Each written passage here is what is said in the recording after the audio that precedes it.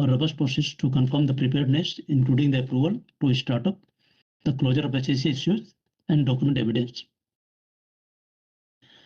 So if you see here, review the project site related plans for PHSER and assess its adequacy and effective execution. PHSER has been conducted.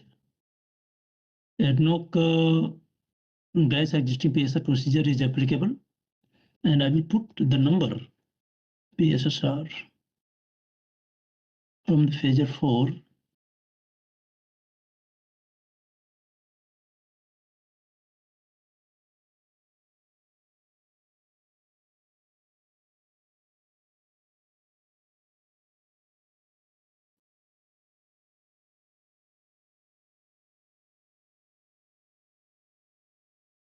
So that's okay. We are happy here.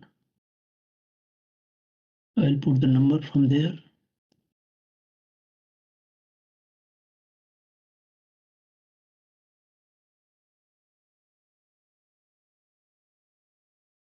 Okay. Going forward, verify that the project has confirmed the recommendations arising from the previous phases. HSE was not there, SEPO we can say. And HSE studies have been addressed. So this point we have seen. I have to put the same point what we discussed previously.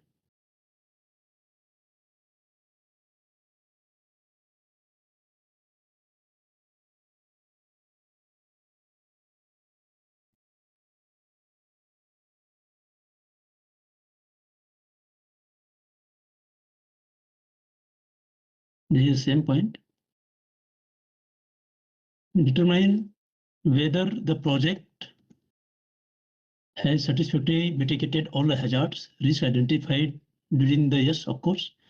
All the identified hazards have been addressed suitably. And we have the PHA or the construction. So we put the same number here.